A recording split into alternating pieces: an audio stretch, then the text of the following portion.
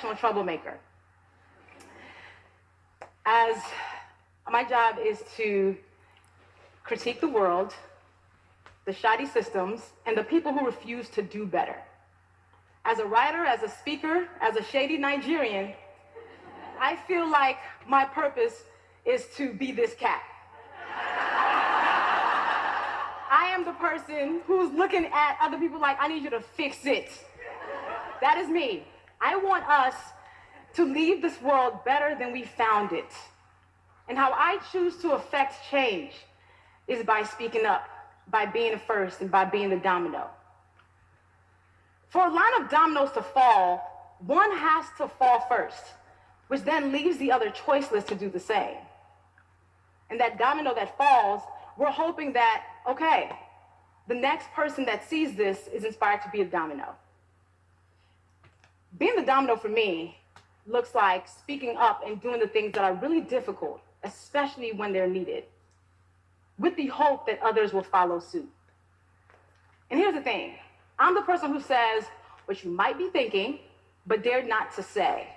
And a lot of times people think that we're fearless. The people who do this, we're fearless. We're not fearless. We're not unafraid of the consequences or the sacrifices that we have to make by speaking truth to power. What happens is we feel like we have to, because there are too few people in the world willing to be the domino, too few people willing to take that fall. We're not doing it without fear. Now let's talk about fear. I knew exactly what I wanted to be when I grew up. I was like, I'm gonna be a doctor. Dr. Lovey was the dream. I was Doc McStuffins before it was a thing. And I remember when I went to college, my freshman year, I had to take Chemistry 101 for my pre-med major. I got the first and last D of my academic career. So I went to my advisor and I was like, okay, let's drop the pre-med because this doctor thing is not gonna work because I don't even like hospitals. So let's just consider that done for. And that same semester, I started blogging. That was 2003. So as that one dream was ending, another was beginning. And then what was a cute hobby became my full-time job when I lost my marketing job in 2010. But it still took me 2 more years to say, I'm a writer.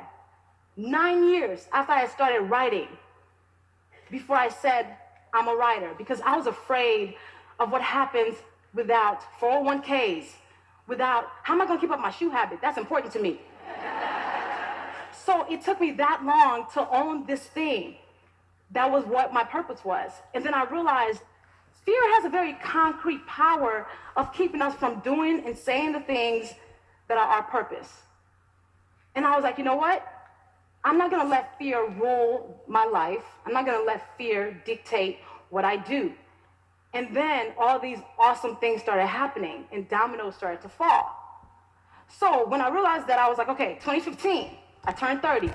It's gonna be my year of do it anyway. Anything that scares me, I'm gonna actively pursue it. So I'm a Capricorn. I like my feet solidly on the ground. I decided to take my first ever solo vacation, and it was out of the country to the Dominican Republic. So on my birthday, what did I do? I went ziplining through the forest of Punta Cana. And for some odd reason, I had on business casual. Don't ask why. And I had an incredible time. Also, I don't like being submerged in water. I like to be, again, on solid ground. So I went to Mexico and swam with dolphins underwater. And then the cool thing that I did also that year that was my mountain was I wrote my book, I'm Judging You, the Do Better Manual. And I had to own that whole writing thing now, right? Yes.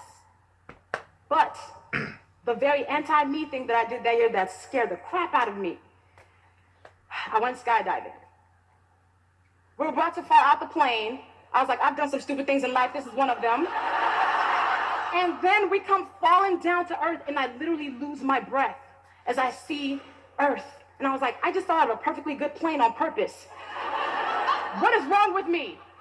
But then I looked down at the beauty, and I was like, this is the best thing I could have done. This is an amazing decision. And I think about the times when I have to speak truth. It feels like I'm falling out that plane. It feels like that moment when I'm at the edge of the plane and I'm like, you shouldn't do this. But then I do it anyway because I realize I have to. Sitting at the edge of that plane and kind of staying on that plane is comfort to me. And I feel like every day that I'm speaking truth against institutions and people who are bigger than me and just forces that are more powerful than me, I feel like I'm falling out of that plane. But I realize comfort is overrated because being quiet is comfortable. Keeping things the way they've been is comfortable. And all comfort has done is maintain the status quo. So we've got to get comfortable with being uncomfortable by speaking these hard truths when they're necessary.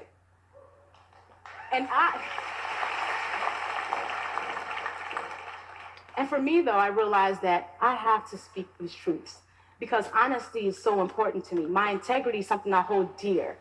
Justice, I don't think justice should be an option. We should always have justice. Also, I believe in shea butter as a core value. And I think the world would be better if we were all more moisturized. But besides that, with these as my core values, I have to speak the truth. I have no other choice in the matter. But then people like me, the professional troublemakers, should not be the only ones who are committed to being these dominoes who are always falling out the planes or being the first one to take this hit. People are so afraid of these acute consequences, not realizing that there are many times when we walk in rooms and we are some of the most powerful people in those rooms. We might be the second most powerful, third most powerful. And I firmly believe that our job in those times is to disrupt what is happening. And then if we're not the most powerful, if two more of us band together, it makes us powerful. It's like co-signing the woman in the meeting, you know, the woman who can't seem to get her word out, or just making sure that other person who can't make a point is being heard. Our job is to make sure they have room for that. Everyone's well-being is community business. If we made that a point, we'd understand that for the times when we need help, we wouldn't have to look around so hard if we made sure we were somebody else's help. And there are times when I feel like I have taken very public tumbles and falls.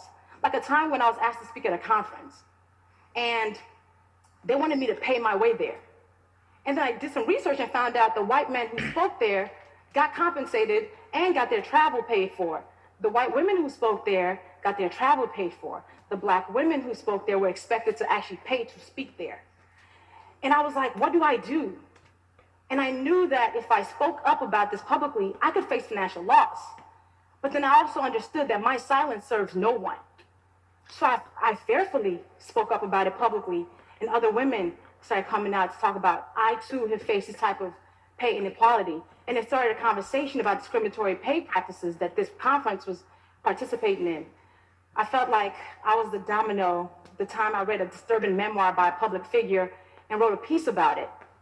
And I knew this person was more powerful than me and could impact my career. But I was like, I gotta do this. I gotta sit at the edge of this plane, maybe for 2 hours. And I did. And I pressed publish and I ran away. And I came back to a viral post and people being like, oh my God, I'm so glad somebody finally said this.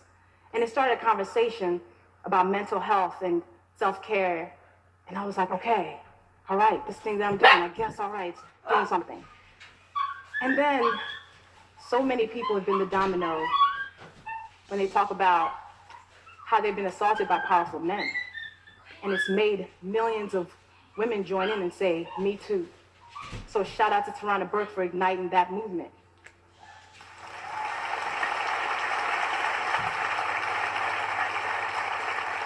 People and systems count on our silence to keep us exactly where we are. Now, being the domino sometimes comes down to being exactly who you are. So I've been a shady somebody since I was 3. This is me on my 3rd birthday. But I've been this girl all my life. And I feel like even that's been the domino because in a world that wants us to walk around as representatives of ourselves, being yourself can be a revolutionary act. And in a world that wants us to whisper, I choose to yell.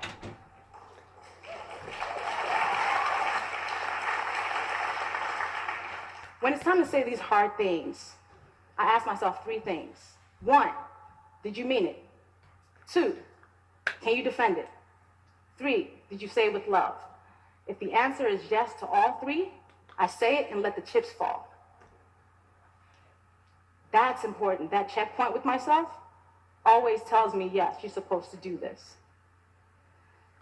Telling the truth, telling thoughtful truth should not be a revolutionary act.